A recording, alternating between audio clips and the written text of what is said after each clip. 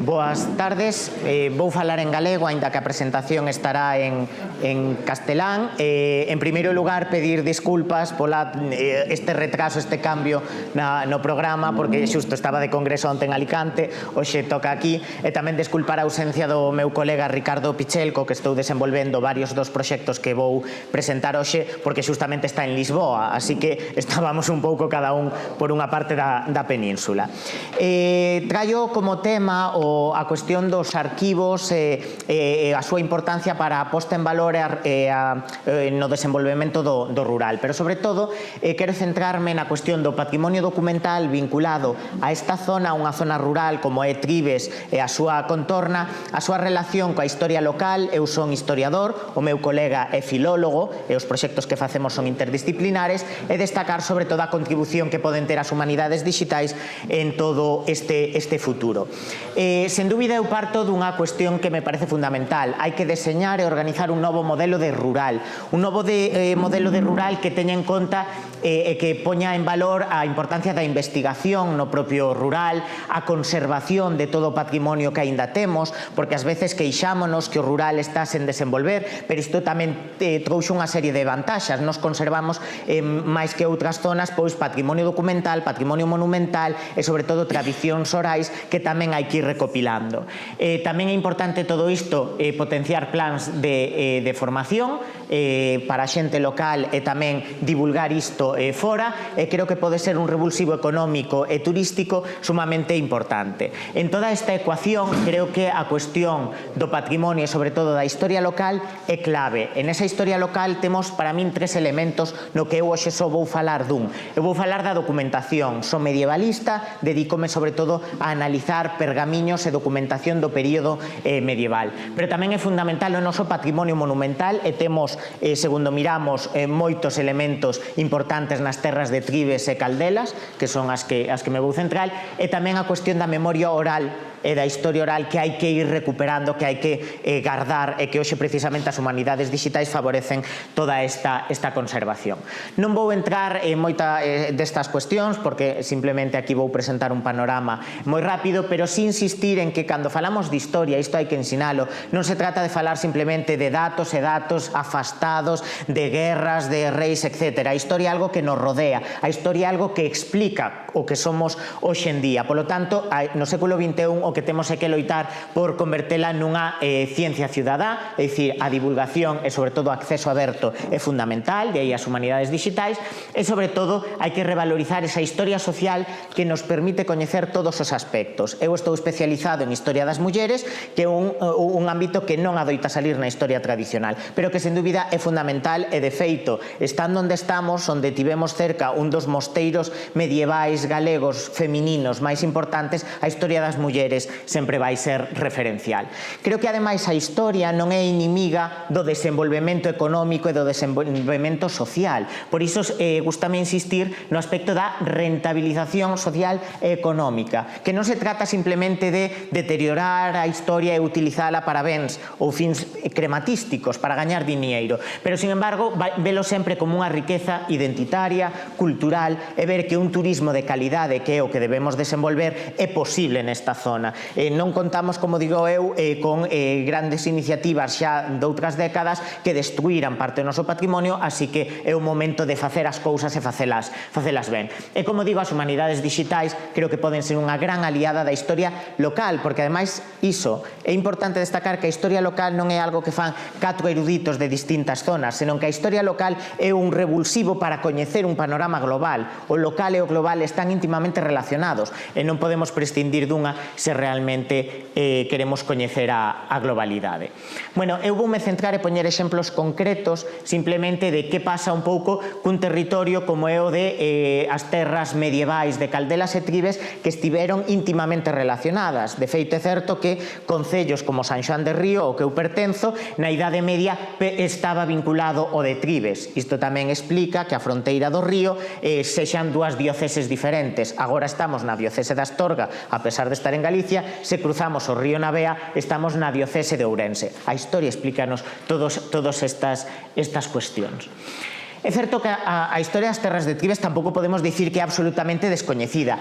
Houbo tentativas e panorámicas de desbrozar un pouco o camiño. En outras épocas o que habían eran estes formatos, as guías comarcais, por exemplo, que aportaban moito. Eran formatos tradicionais e actualmente siguen nos sendo de utilidade. Pero temos que ir un pasiño máis alá. Isto é o que insiste. Estamos xa no século XXI. E, sobre todo, para iso é necesario promover a investigación e a divulgación da nosa historia, tanto desde o ámbito xeral e académico, é dicir, eu, que pertenzo a un organismo de investigación, teño que recuperar a historia local e integrala no discurso xeral, pero, ante todo, e sobre todo, ao traballar en organismos públicos, creo que a nos obriga traer esa historia para a xente realmente da contorna. É dicir, é a eles a que máis incluso lles vai interesar. Eu sempre digo, posiblemente parte da miña querencia por a historia ten que ver con certo traballo que na primaria me mandaron facer sobre a historia das terras de Trives. Debuxei varias veces a Ponte Vivei, non sei, o mellor quedoume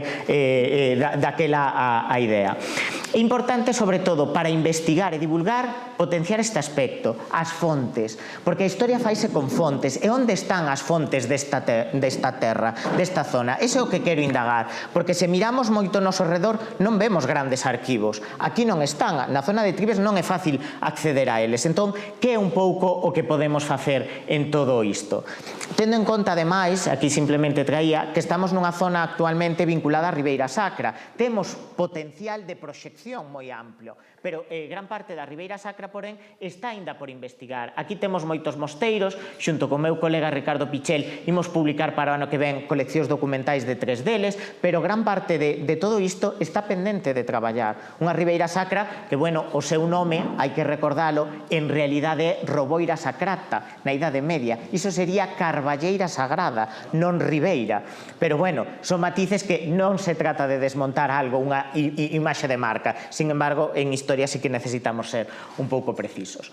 Bueno, antes de entrar no patrimonio documental, ir con exemplos concretos para simplemente insistir un pouco no que estamos traballando, dicir que se facemos un percorrido histórico por esta zona, evidentemente temos restos monumentais dos que xa vos falaron esta mañá, non vou insistir nese. Temos a espada, por exemplo, de Mouruás, que non está no local. Tamén vos digo que eu non son partidario de traer incluso estes elementos a propia zona por un problema de conservación, porque estes elementos, ante todo, e pasa cas fontes, hai que conservalos. Por iso eu digo que as humanidades digitais, a impresión 3D, etc., son as nosas grandes aliadas, porque é o que nos vai permitir deslocalizar todas estas fontes e traelas aquí sen comprometer o seu deterioro. Este é un dos grandes dilemas que temos, pero, bueno, a propia arqueoloxía é escavar un xacemento é destruir o xacemento, é dicir, hai veces que temos que tomar decisións, non? Este é unha cuestión clave. Pero temos eso, temos pegadas prehistóricas, temos pegadas romanas que vemos aquí, temos os miliarios, este que está a 100 metros da miña casa, é dicir, isto témolo no día a día, é un patrimonio riquísimo que debemos conservar.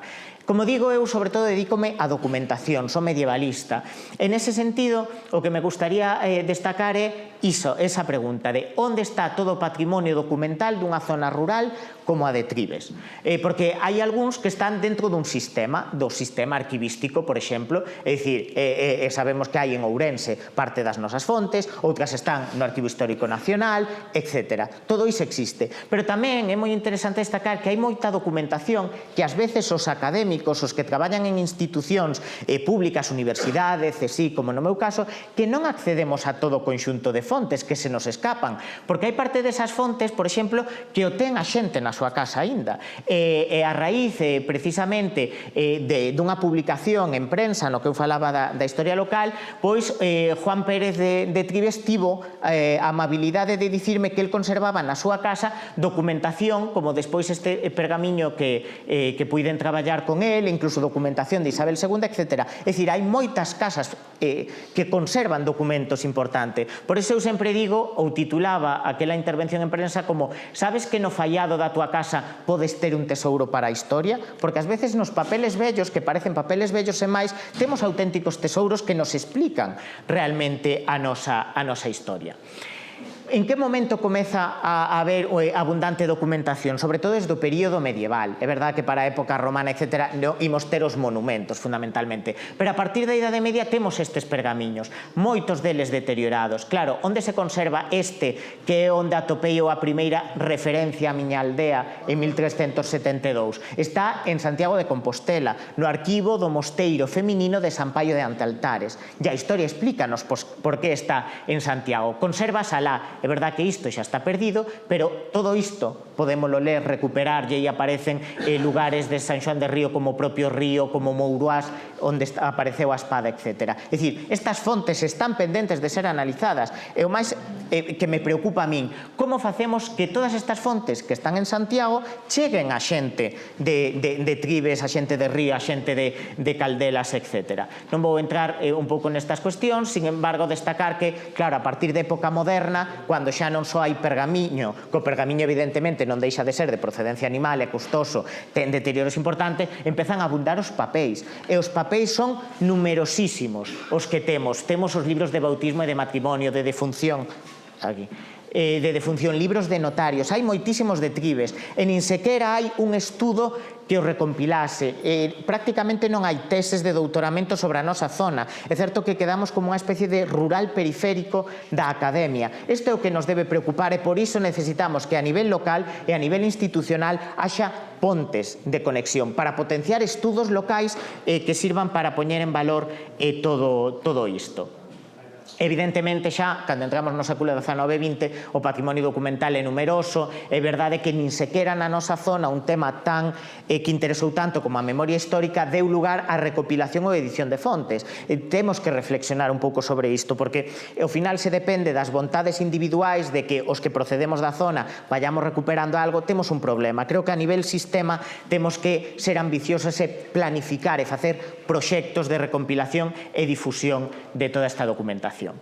Cuestión, onde se custodia as nosas fontes? Esta imaxe, por exemplo, é do propio mosteiro de San Paio de Antealtares. É un mosteiro de clausura feminina. É verdade que as religiosas si tiveron a amabilidade de deixarnos a Ricardo Pichel e a min acceder e fotografiar todo o fondo de pergamiños e incluso modernos. Pero tamén é certo que aquí é unha cuestión, cando os fondos documentais dependen de institucións eclesiásticas, non deixan de ser fondos privados para os que necesitamos establecer diálogos e contactos. Isto tamén hai que ter en conta. Temos arquivos municipais, isto é certo. Problema dos arquivos municipais da nosa zona, moitos sufriron numerosas perdas, por exemplo, cas guerras napoleónicas. Aí queimáronse numerosos documentos. Polo tanto, para os períodos máis recuados, evidentemente, hai unha merma considerable. Despois está tamén os arquivos provinciais. Os arquivos provinciais de Ourense, que para a nosa zona están pendentes de ser recuperados. Temos testamentos, compraventas, temos numerosa documentación, sobre todo do século XVII. E todo iso está pendente aínda. Tamén despois no Arquivo do Reino de Galicia, no Arquivo da Real Chancillería de Valladolid, no Arquivo Histórico Nacional. Eses son os principais, os que habería que sumar todos os eclesiásticos, comezando polos parroquiais, os diocesanos e pois estes monásticos. E pois, como vos dicía, os fondos particulares, que un fondo ou un arquivo particular pode ser dun veciño que ten 4 papeles, ou pode ser o arquivo ducal da Casa de Alba, na que aínda pasando un mes de estadía en abril, pois estuven localizando todas as fontes que hai sobre Tribes e Caldelas, e son moi numerosas. Eran os señores destas terras, e polo tanto temos centos de pergamiños e de papéis que ali deberíamos recuperar. E como digo, non se trata de pedirlles que nos entreguen eses documentos, senón de aproveitar que hoxe temos novas tecnoloxías para conservar, por exemplo, copias. Por iso, hasta que punto son solucións baratas, as autoridades municipais, provinciais, etc., deberían axudar a deslocalizar con arquivos digitais o acceso a todas estas fontes. Como digo, esta para min é un pouco a clave, o que hai que confluir. A sociedade ten que ter un vontade de querer coñecer, a sociedade hai que lle revertir o coñecemento, a sociedade debe utilizar as humanidades digitais, que son as nosas aliadas. Eu estaría a favor da creación de arquivos digitais colaborativos a nivel local, é dicir, ir recompilando por iniciativa municipal de onde están as nosas fontes, chegar a acordos, a procesos de digitalización, de transcripción, porque tamén este é un problema. Podemos ter moitas fontes, pero hai unha cuestión: as fontes medievais necesitan ser lidas, e para ser lidas necesitamos o latín, necesitamos evidentemente galego, castelán, e necesitamos coñecer paleografía, as escrituras antigas, porque non escribían como a nós, e isto evidentemente restrinxe o acceso esas fontes. Eu creo que é unha cuestión de, ademais de chegar a unha alianza, como digo aquí, de cesión proveitosa. É dicir, nós non podemos dicirlle a xente regáleme os seus documentos son seus, basicamente. E isto é o que deu lugar a que moita xente prefira decir que non ten nada na súa casa antes que comunicar eu teño pergamiños, a ver se mos van quitar. Por iso eu creo que simplemente favorecer a nivel local unha digitalización dese pergamiño non invasiva, utilización de luz ultravioleta con todas as precaucións, etc., é unha gran canle para que a sociedade en xeral se beneficie desas fontes, pero que non as quite de onde están, nin as quite a quen lle pertence. Non se trata diso.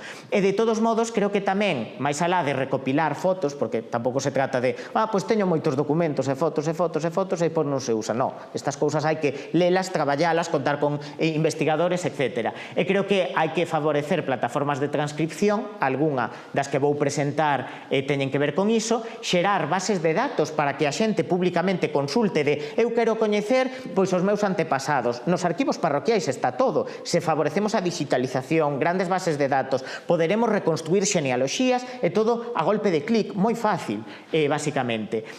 Facer mapeados para localizar os nomes antigos do territorio, porque evoluciona a antroponimia, a toponimia e todo isto. E de todos modos, creo que, aínda que, insisto, as humanidades digitais son un dos nosos grandes potenciais, tamén hai outras estrategias que se poden facer no século XXI para difundir os arquivos. Por exemplo, isto tamén está en San Paio de Antaltares, en Santiago.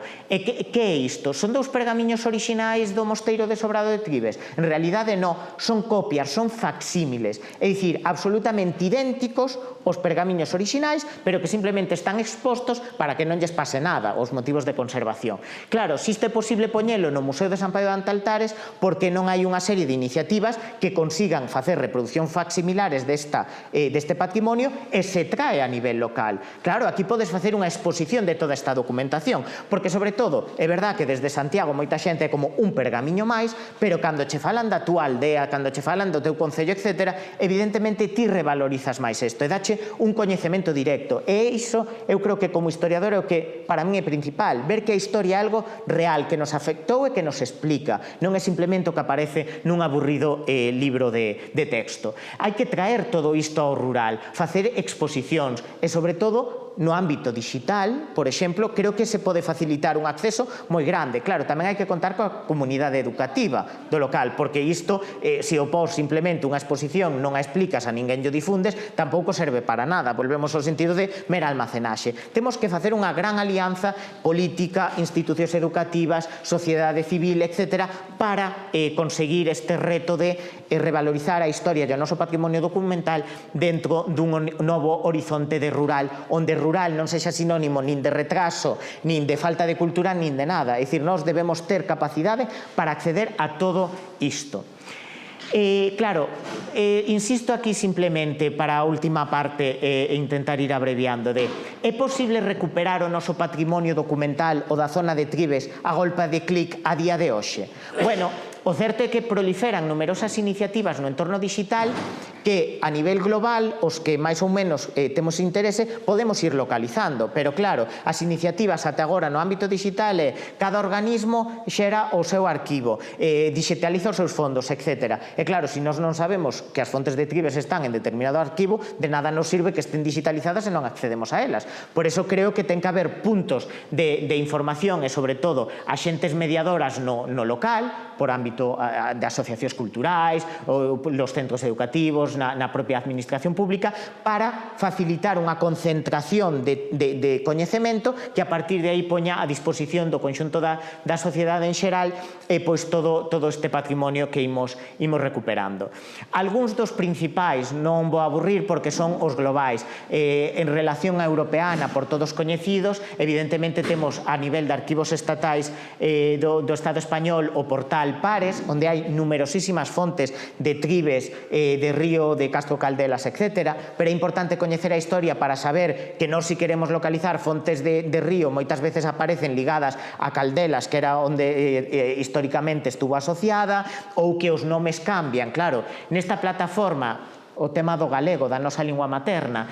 O tema do galego fai que en pares, como moitos arquiveiros non coñecen o galego, a forma de transcribir certos topónimos está castelanizada e ás veces segundo as fontes e non está regularizado. Entón temos este conxunto de plataformas, bibliotecas digitais que tamén está a disposición, unha serie de plataformas de acceso á documentación, pero sobre todo o que quero insistir aquí, porque hai que abreviar, que máis alá de que coñezamos todo iso e de que melloremos os recursos, cando ves un erro hai que notificalo, para min o punto clave que temos que facer e concienciarnos é este.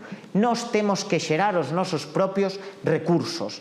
É dicir, ver que lagoas hai e crear ex novo. Para isto tamén necesitamos unha educación en informática, en historia, en documentación importante, non? Pero algúns proxectos persoais, por exemplo, que temos en curso, teñen que ver cun escritorio galego-portugués antigo, onde imos facer unha recuperación do patrimonio documental galego-portugués desde, fundamentalmente, o século XII ata o século XIX, que o que pretende xerar é unha plataforma que, bueno, a nivel técnico aspira a ser interoperable, tecnoloxía TEITOC, etiquetado XML, é dicir, todas estas cuestións informáticas nas que non vou entrar. Este é un pouco a interface que xa está pública, aínda que queda por desenvolver algúns aspectos, vai funcionar, aquí imos poder localizar numerosas fontes de Tribes, vai estar todo etiquetado para, independentemente de que poñan a Pobra de Tribes, a Póboa de Tribes, os Tiburi non sei que podemos recuperar información. Buscamos Tribes, está todo etiquetado,